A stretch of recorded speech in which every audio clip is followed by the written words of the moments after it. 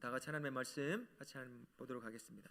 창세기 3장 8절에서 21절까지의 말씀입니다. 우리 서로를 향해서 사랑하고 축복합니다 라고 한번 인사해 볼까요? 사랑하고 축복합니다. 사랑하고 축복합니다. 아멘. 여러분 방탄소년단 아시죠? BTS 방탄소년단 제이홉이 군에 입대를 했습니다. 혹시 아미가 있는지 모르겠는데요. 입대를 했어요. 같이 슬퍼해 주시길 바랍니다. 전 세계에서 이 방탄소년단이 판매한 음반 판매가 3천만 장이라고 합니다. 한 음원이 아니라 그 앨범 같은 것이겠죠. 3천만 장을 팔았고요. 그리고 뭐 또 많은 것이 있는데 몇 가지만 말씀을 드리면 10개의 MTV 유럽 뮤직 어워드를 차지했고 6개의 아메리칸 뮤직 어워드와 MTV 비디오 뮤직 어워드를 차지했습니다. 그리고 9개의 빌보드 뮤직 어워드를 차지했고 뭐 우리나라에서는 뭐 여러 가지 대통령상부터 해서 많이 받았습니다. 이 그룹이 2009년에 면접을 통해서 뽑아서 2010년부터 이제 준비를 시켰어요. 그래서 언제 데뷔를 했냐면 2013년에 데뷔를 했더라고요. 대표가 방시혁이라고 하는 그 당시 지금도 마찬가지지만 유명한 프로듀서가 자기가 다시 차린 그곳에서 이제 방탄소년단을 만들어서 이제 데뷔를 시킨 거죠. 저도 처음에 들어본 것 같아요. 그래서 무슨 그룹의 이름이 방탄이라느니 굉장히 웃겼어요. 그리고 잊어버렸거든요. 그런데 채 몇 년 사이에 유튜브를 통해서 계속 나오는 걸 보고서는 나중에 알고 보니 그때 비웃었던 그룹이 방탄소년단이라고 하는 그룹이었더라고요. 이 방탄이라는 이름 때문에 그 처음에 댓글이 굉장히 우스운 게 달렸어요. 야, 그룹 이름이 방탄소년단이면 저 아이 이름은 방탄 조끼겠네, 저 아이 이름은 방탄 헬멧이겠네, 이런 웃기는 댓글들이 많이 담겼다 그래요. 그리고 막 조롱을 당하고 이름이 뭐냐 막 하면서 그랬다고 합니다. 또 처음에는 이제 유명한 프로듀서가 만든 그룹이기 때문에 이게 처음 데뷔할 때 여러 가지 이점은 있었어요. 이제 시간을 다른 팀보다도 조금 더 가질 수 있는 장점은 있었지만 그렇다고 해서 뭐 갑자기 뜨거나 그러지는 않았던 것 같아요. 뭐 누군가가 못 나오면 대타로 가기도 하고 누가 가서 인사해도 아무도 알아주지도 않고 막 이런 거였어요. 그 한 번은 이제 슈가라고 하는 친구가 생활비라든지 학비가 부족해서 내가 이 그룹을 탈퇴해야 되겠다 이런 말을 했던 것 같아요. 근데 방시혁 대표가 그러지 마라, 우리 좀 참자, 포기하지 말자 하고서는 학비도 내주고 자기 사비로 학비도 내주고 그다음에 생활비도 내주면서 아이들이 잘 견디고 포기하지 않도록 이끌어갔다고 그래요. 이제 포기하지 않았던 사람이 방시혁이라고 하는 대표가 시작이었겠죠.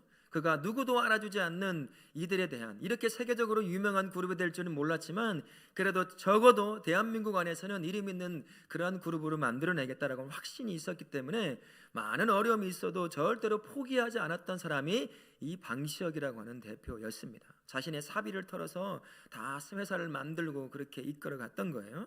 한 사람이 포기하지 않고 이들을 이끌어가니까 상상도 할 수 없었던 거대한 그룹, 그 방탄소년단이라고 하는 세계가 알아주는 그러한 거대한 그룹을 세우게 되었습니다.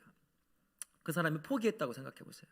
중간에 한 사람이 그룹에서 포기하고 나갔다고 하면 주르르 연쇄작용을 해서 아마 방탄소년단이라고 하는 그룹은 사라져버리고 말았을 거예요. 근데 그것을 끝까지 견디고 버티고 포기하지 않았던 방시혁 대표가 그들을 잘 이끌어갔기 때문에 지혜롭게 지금 누구나 다 알아줄 수 있는, 전 세계 어딜 가도 그냥 방탄소년단 하면 그냥 알아들을 수 있을 정도로 그러한 그룹을 만들어냈다는 것이죠.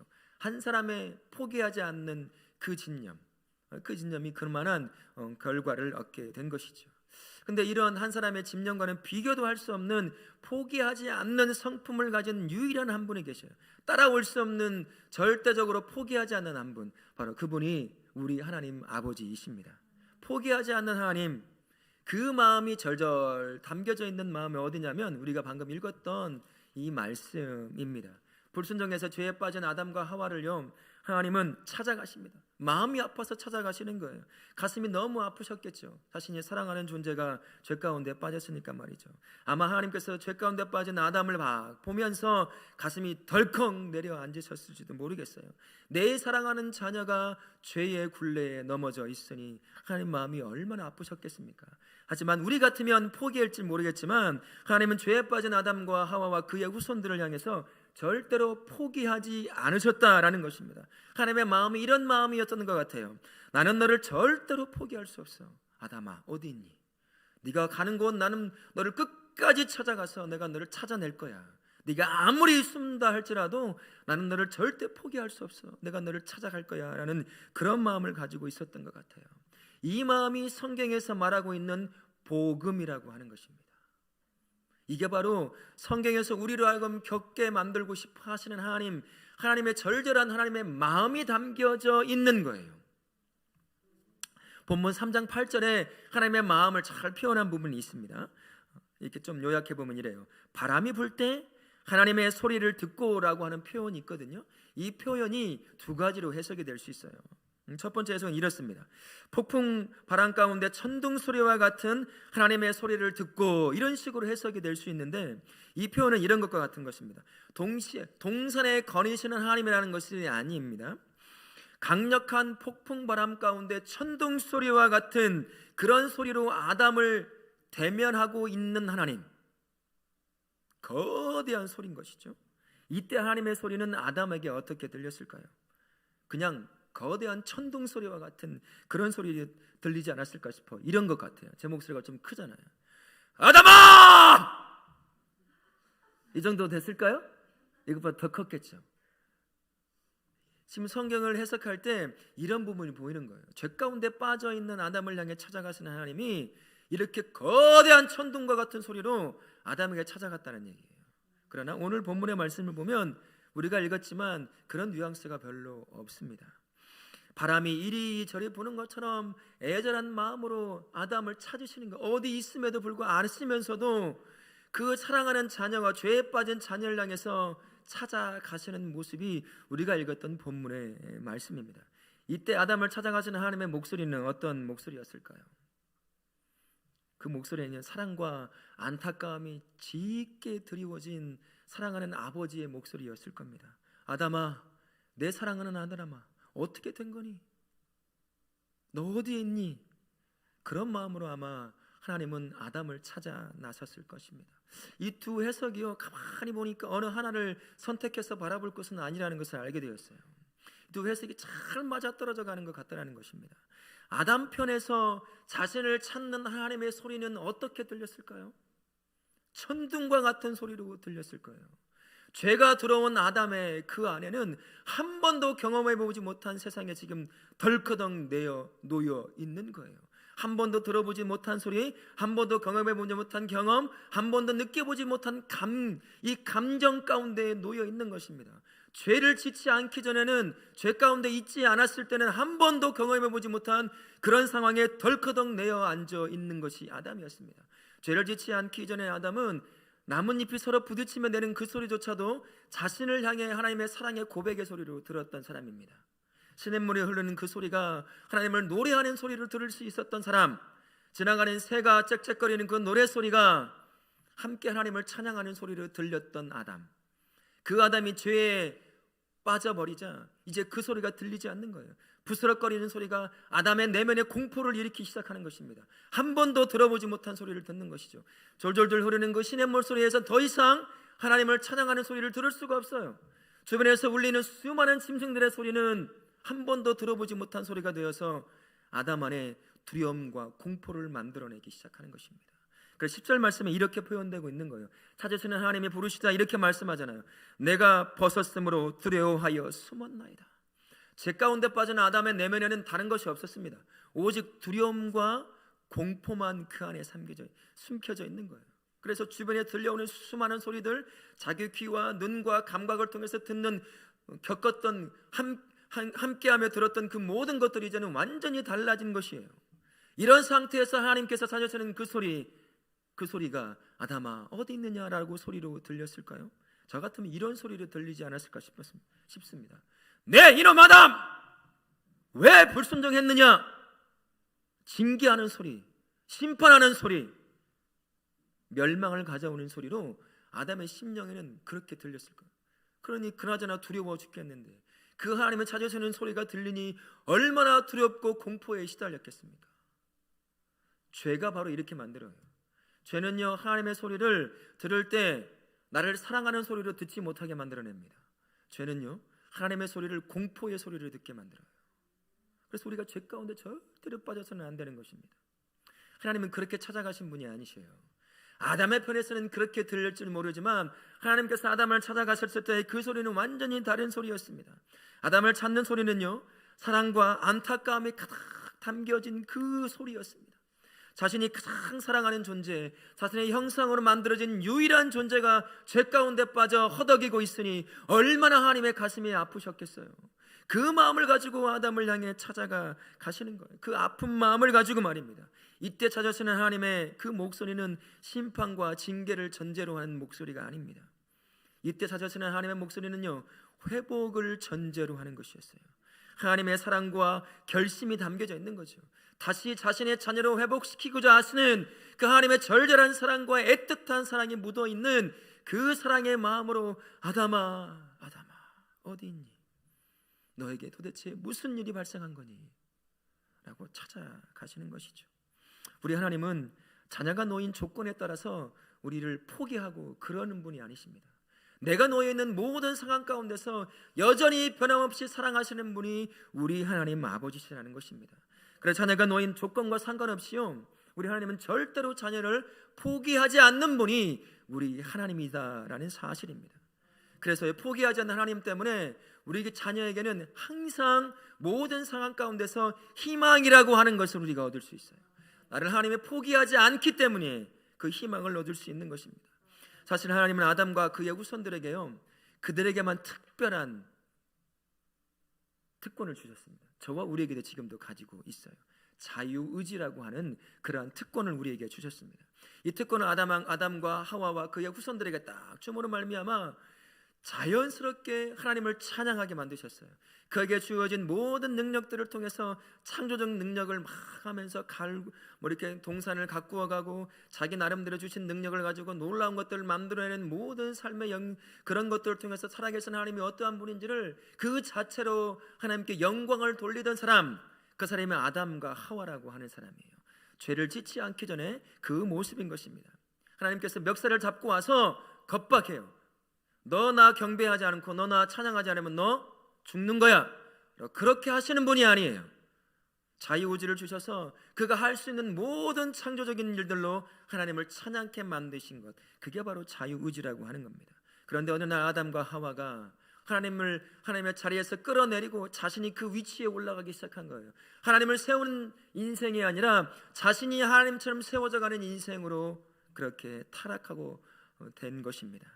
하나님 안에 있을 때 가장 존귀한 자임을 스스로 망각하기 시작한 거예요. 스스로 망가져가기 시작한 것이 아담과 하와의 모습이었다는 겁니다. 그런데 하나님이 이들을 대하는 태도를 한번 보세요. 하나님께서 이들에게서, 아담과 하와에게서 자유의지를 가져가지 않으셨습니다.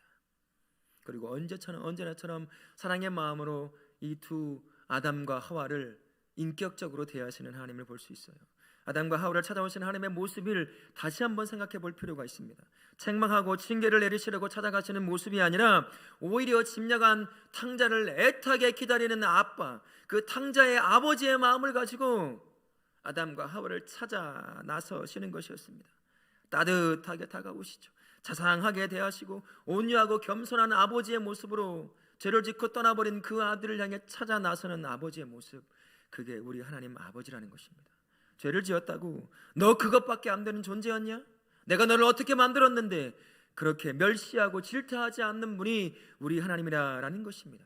아담아, 너 왜 그랬니? 하와야, 너 왜 그렇게 했니? 라고 자상하게 찾아가셔서 그에게 물으시는 분이 우리 하나님이시다라는 것입니다. 그런데 아담과 하와를 향한 하나님의 마음은 자상하게 묻는 것으로 끝나지가 않습니다. 찾아오신 하나님은 두려움에 떨고 있는 아담과 하와에게요, 희망이라고 하는 것을 주셔요. 내가 너를 포기하지 않았다는 것을 보여주시는 것입니다. 아담에게는 어떤 하나님께서 징계를 내리십니까? 땀 흘려 고통 가운데 수고하지 않으면 먹고 살 수 없는 징계를 내리십니다. 그런데 그 안에 희망이 담겨져 있어요. 땀 흘려 수고하는 그 수고가 헛되지 않도록 그 수고에 대한 보람과 그에 대한 열매를 거두시지 않는 희망을 아담에게 주시는 것을 우리가 오늘 말씀을 통해서 발견할 수 있습니다. 우리 하와에게는 어떤 징계를 내리십니까? 출산의 고통, 죽음의 고통. 의학이 발달하기 전에는 임산부들 정말 많이 죽었다고 그래요. 출산을 하다가요. 이 땅에서도 마찬가지였고요. 지금도 출산하다가 죽는 일이 어렵지 않게 발생을 하고 있습니다. 그럼에도 불구하고 출산의 고통은 있지만 출산하는 자만이 누릴 수 있는 그 기쁨에 대한 희망을 하나님이 거두어 가시지 않으셨다. 이게 바로 포기하지 않는 하나님이 자녀에게 주신, 죄인인 자녀에게 주시는 하나님의 은혜의 선물인 희망이라고 할 수 있는 겁니다. 그러나 희망이 주어졌다고 해서요, 그것으로 끝나는 것이 아니었습니다. 또 다른 문제가 있어요. 우리는 연약한 존재입니다. 우리에게 희망을 하나님이 무조건 주신다 할지라도 우리 스스로 희망을 이루어갈 수 있는 능력이 없어요. 우리는 전적으로 부패한 존재이기 때문입니다. 바로 이 지점에서 우리가 또 다른 하나님의 그 사랑의 마음을 경험할 수 있게 되는 거예요. 희망을 주신 하나님은 사람이 스스로 그 희망을 이루도록 혼자 내버려 두지 않으시는 분이라는 것입니다. 사람은 희망을 이룰 수 있는 능력이 없기 때문에 하나님이 함께 하시면서 자신의 그 성실하심으로 주신 희망조차도 함께 약속을 따라서 이루어 가시는 분, 그분이 우리 하나님이시다라는 것입니다. 그래서 하나님께서 아담에게 가장 먼저 귀한 그 희망을 주십니다. 모든 것을 뒤바꿔 놓을 수 있는, 다시 죄를 이기고 이전의 모습으로 회복할 수 있는 가장 귀중한 희망, 다시 원점으로 돌릴 수 있을 그 희망을 아담에게 주십니다. 이 희망은요, 죄의 자리에서 다시 의의 자리로 일으키는 것이었습니다. 불행에서 다시 행복으로 바꿔놓는 것이었고, 사단의 종에서 하나님의 아들의 자리로 다시 일으켜 세우는, 회복시키는 복음이라고 하는 희망을 저와 우리에게, 아담에게 주신 거예요. 죄가 없으신 구원자를 약속하셨습니다. 우리가 오늘 읽었습니다. 3장 15절 말씀에 보게 되면 전문 신학적 용어로 말하면 원시복음이라고 말을 합니다. 그때부터 하나님은 우리에게 여자의 후손이라고 하는 희망을 주셨어요. 그 희망을 주셔서 그 희망을 통해서 우리로 하여금 모든 죄가 만들어낸 그 모든 결과들을 완전히 뒤바꿔 놓을 수 있는 그 희망을 우리에게 주신 것입니다. 외아들을 내주는 일 얼마나 고통스러웠겠어요. 하나밖에 없는 아들을 나 같은 죄인을 위해서 내어주신다는 것, 크나큰 고통과 아픔을 동반하는 일이었을 것입니다만, 하나님은 그 아픔에도 불구하고 구원의 희망을 이루시려고요, 자신의 독생자 외아들을 제물처럼 그냥 넘겨버리신 것입니다. 이런 하나님의 마음을 요한복음에서 요한 사도는 너무 잘 표현하고 있습니다. 우리가 잘 알고 있는 것처럼 요한복음 3장 16절에서 하나님께서 우리를 향한 사랑을 어떻게 표현하고 있습니까? 같이 한번 해볼까요? 하나님이 세상을 이처럼 사랑하사 독생자를 주셨으니 이는 그를 믿는 자마다 뭐요? 멸망하지 않고 영생을 얻게 하려 하심이라. 우리가 멸망하는 것을 하나님은 원치 않는 거예요.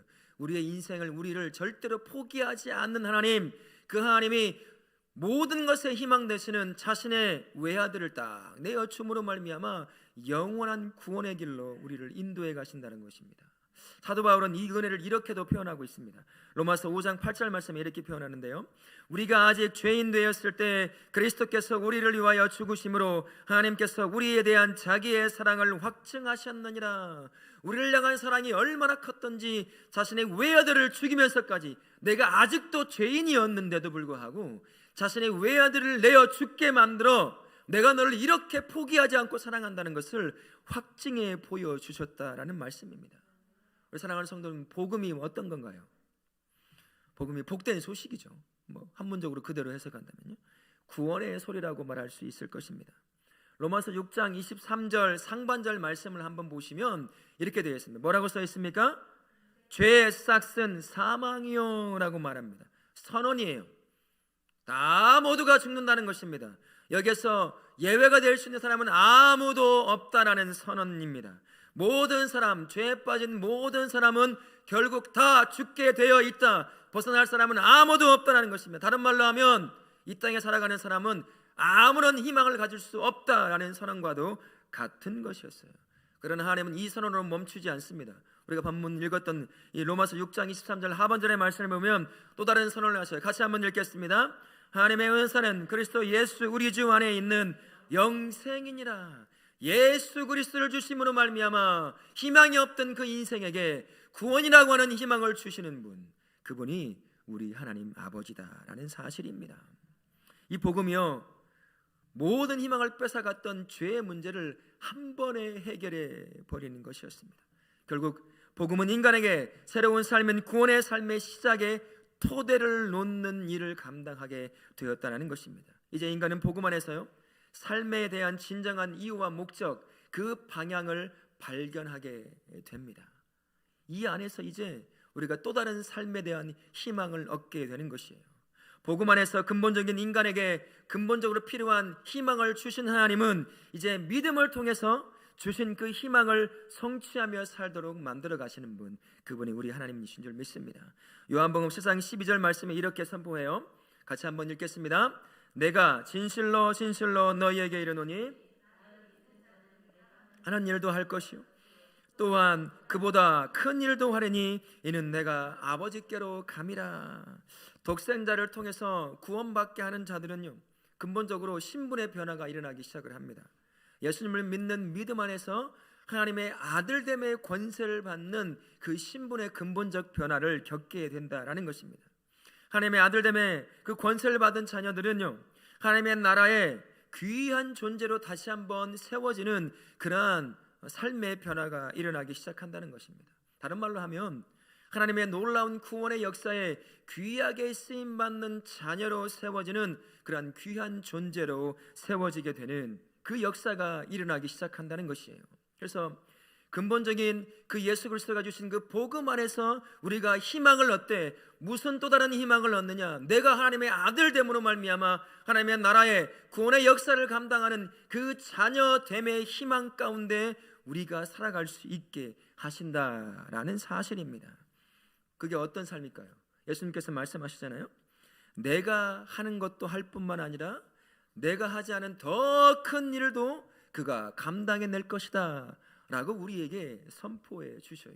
우리의 삶이 바로 이러한 삶이에요. 그저 구원 얻어서 그저 그렇게 살아가는 존재가 아니라 우리는 하나님과 동역하는 사람으로 세워져 놀라운 역사를 감당하는 그러한 희망이 우리에게 주어지며 동시에 그 희망이 우리 안에서 이루어지는 거예요. 믿음을 통해서 말입니다. 그게 우리에게 주시는 희망이고 우리 안에서 그 희망을 이루어 가시는 하나님의 마음인 것입니다. 믿음 안에서 가장 존귀한 자로 하나님의 구원의 역사에 동참하는 그러한 인생으로 사실 수 있기를 바랍니다. 하나님은 매 순간 누구와 동행하실까요? 성령을 통해서 저와 우리의 동행하시면서 성령을 통하여 우리에게 주신 희망을 발견하게 하시고 또한 그 희망을 성취하게 만드시기도 합니다.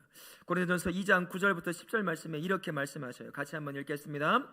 기록된 바 하나님이 자기를 사랑하는 자들을 위하여 예비하신 모든 것은 하지도 못하였다 함과 같으니라. 오직 하나님이 성령으로 이것을 우리에게 보이셨으니 성령은 모든 것 곧 하나님의 깊은 것까지도 통달하시느니라. 죄 가운데 빠져 있을 때는요, 고통과 절망뿐인 인생이었습니다만 그러나 주 안에 딱 들어오고 나면 성령이 동행하기 시작하는 거예요. 그때부터 우리의 영안이 열려지기 시작을 합니다. 영안이 열려지기 시작하면요, 그때부터 보지 못했던 사실 하나를 발견하게 되는 거예요. 놀라운 십자가 사랑인 그 복음의 진가를 그제부터 알기 시작하게 된다라는 것입니다. 죄와 절망, 고통을 뛰어넘는 그 복음의 진가가 무엇인지를 눈으로 보고 귀로 듣고 삶으로 경험하며 사는 존재로 세워지게 되는 거예요. 이 복음 앞에 비춰진 자신의 진짜 인생을 그제서야 보기 시작하는 거예요. 세상은 우리를 향하여 아무것도 아닌 존재로 여길 수도 있어요. 세상은 우리를 향하여 그저 그런 존재로, 가치 없는 존재로 여길 수 있겠지만 복음 앞에 딱 세워지는 나의 존재를 보는 순간 하나님은 나를 향하여 얼마나 큰 사랑을 갖고 계시는지, 내가 주님 앞에 얼마나 존귀한 존재인지를 그제서부터 보기 시작하게 되는 것입니다. 인생에 대한 진정한 희망을 소유하며 살아가는 존재로 세워지게 되는 것이죠. 이 성령과 함께하면 그 다음 또 다른 변화가 일어나기 시작해요. 내 주변을 둘러싸고 있는 세상을 바라보는 시야가 바뀌어지기 시작을 합니다. 세상은 더 이상 두려움의 존재가 되지 않는 것입니다.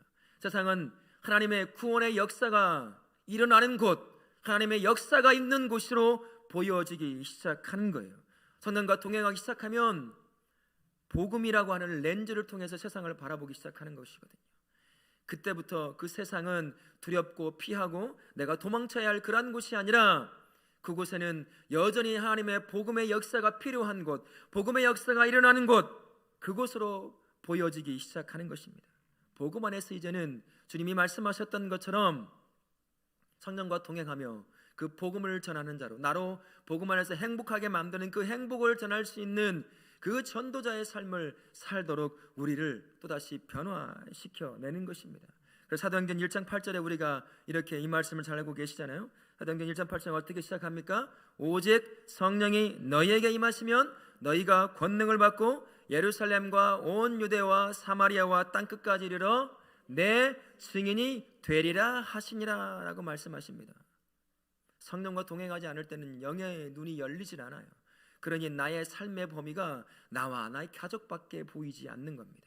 하지만 성령과 동행하기 시작하면 이제 더 이상 예루살렘만 보이는 것이 아니라 온 유대가 보여지고, 온 유대만 보여지는 것이 아니라 사마리아까지 보여지며, 거기만 멈추는 것이 아니라 온 땅까지 다 보여지는 것처럼 이제 성령과 동행하기 시작하면 내가 어떻게 쓰임받을 것에 대한 그 희망이 다시 한번 눈에 보여지고, 그 희망을 쫓아 내가 세워지게 되는 거예요.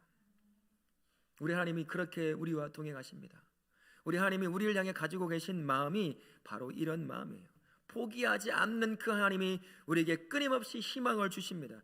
희망을 주실 뿐만 아니라 함께 동행하시면서 그 희망을 이루어 가시는 분, 그분이 우리 하나님 아버지시다라는 것입니다. 그 때문에 상황에 짓눌려 있거나 상황에 순응하며 살아가는 것이 아니라 그 희망을 바라보며 살아가기를 원하시는 것, 그게 바로 우리 하나님 아버지의 마음입니다. 죄의 절망 가운데서 복음이 주는 영원한 삶을 살기를 원하는 것, 그게 우리를 향한 하나님 아버지의 마음이라는 거예요.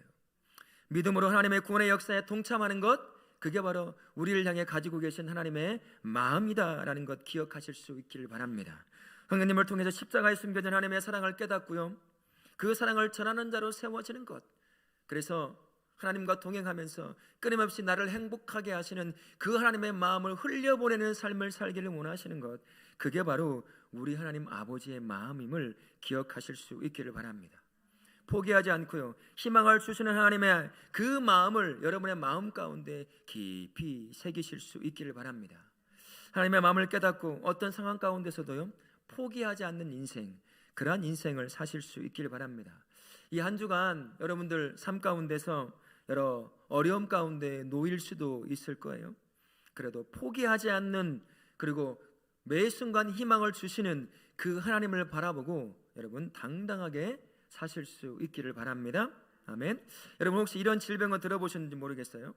부신백질 2영양증, 보면서 읽기도 참 힘든 질병인데요. 부신백질 2영양증이라는 것이 있어요.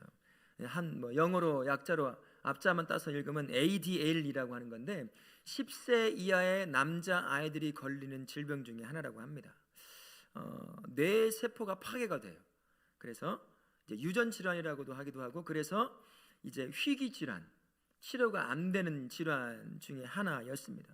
5세에서 10세 사이 남자아이가 발병을 시작해서 6개월 되면 이제 시력과 청력을 잃어버립니다. 그리고 2년 안에 온 이제 식물인간이 되고 결국은 사망하게 되는 그런 질병인 것이에요. 근데 이 희귀 질환을 한 아버지가 치료하는 약을 만들었어요. 자신의 아들이 이 희귀 질환에 걸린 거예요. 자신의 아들을 사랑하는 그 아버지가 포기하지 않는 노력으로 이 약을 만든 겁니다. 오거스트 오든이라고 하는 실제 인물이었어요. 이 드라마, 이 실제적인 이 사건이 영화로도 만들어졌거든요. 혹시 본 분이 계신지 모르겠습니다. 로렌조 오일이라고 하는 그 영화에 꼭 한번 보시면 참 좋겠습니다. 이거 어거스트 오든이 아버지가 이 아이를 발견해요. 로렌조가, 아들의 이름이 로렌조인데 이 ADL에 걸린 것을 발견하게 됩니다. 근데 이 아버지가 어떤 사람이냐면 의학자도 아니에요. 생화학자도 아닙니다. 아들을 살려내겠다, 절대로 이 아이를 포기하지 않겠다는 신념을 가지고 이 ADL과 관련된 모든 서적을 탐독하기 시작합니다. 논문을 다 찾아 읽기 시작을 했어요. 그래서 그 안에서 발견을 하게 돼요. 누군가의 도움을 통해서 로렌츠 오일이라고 하는, 지금도 판매가 되는데 한 병에 100단위가 넘어가는 그런 비싼 약입니다. 그 약을 발견합니다. 처음 투여했던 아이 이름이 제이크라고 하는 아이인데 그 아이에 투여하니까 초기였어요. 완전히 완치가 돼버린 겁니다. 자기 아들은 얼마나 시간이 지난 후였기 때문에 많이 손상이 되었어요. 그래서 이제 투여는 했지만 완치는 되지 않았습니다. 근데 2년 안에 죽는다고 했던 그 아이가 2008년, 방금 사진에 보셨는데 30세에 사망을 했어요. 포기하지 않는 아버지의 그 집념, 자식을 향한 사랑의 그 포기하지 않는 그 마음이 이 약을 만들어낸 거예요. 의학자들도 찾아내지 못했던 그것을 만들어내서 그 아이를 구했을 뿐만 아니라 수많은 이 병에 시달리고 있는 아이들이 완치되는 그 약을 만들어냈다는 겁니다. 한 아버지의 사랑이 이 정도예요. 희망을 품고 절대로 포기하지 않는 그런 사랑을 보여준 것이었습니다. 육신의 아버지가 자신의 자녀를 향하여 가진 포기하지 않는 사랑이 이 정도라고 한다면 우리 하나님 아버지의 자녀를 향한 사랑은 어떠할까요? 우리 하나님은 자신의 독생자까지도 내어 놓으시는 분이 우리 하나님이십니다. 십자가를 지시면서 아버지, 아버지 외치는 그 소리를 철저하게 외면하신 분 우리 하나님이십니다. 누구를 위해서요?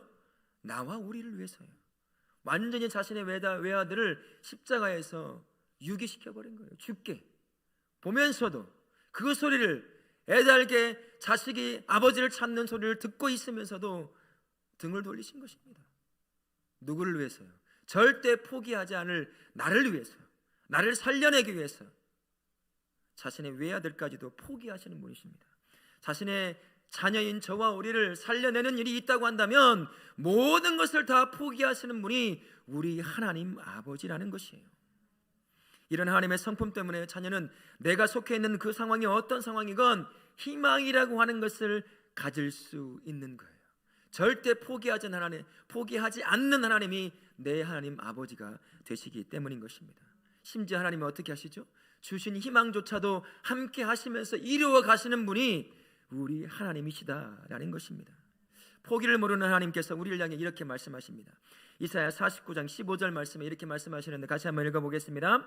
여인이 어찌 그 젖먹는 자식을 잊겠으며 궁일이 여기지 않겠느냐. 그들은 혹시 잊을지라도 나는 너를 잊지 아니할 것이라. 부모가 자식을 잊는 한이 있다 할지라도 포기하지 않는 나는 너를 절대로 잊지 않을 것이다. 이게 바로 하나님이 우리를 향해 가지고 계시는 절대 포기하지 않는 마음의 표현인 것입니다. 이 한 주간도 아니면 평생 어쩌면 상황이 어렵고 힘들더라도요, 우리가 포기하지 않을 이유가 바로 여기에 있는 겁니다. 나를 향한 하나님의 포기하지 않는 그 사랑, 그 사랑에 붙잡힌 바 된 자가 저와 우리이기 때문이라는 것입니다. 자신을 바라보시고 의지하는 그런 자녀에게 하나님은 오늘도 희망을 주십니다. 희망을 주실 뿐만 아니라 함께 하시면서 그 희망까지도 이루어 가시는 분, 그분이 우리 하나님이라는 사실을 기억하시고 그 하나님을 붙잡고 사실 수 있기를 예수님의 이름으로 축원합니다. 아멘.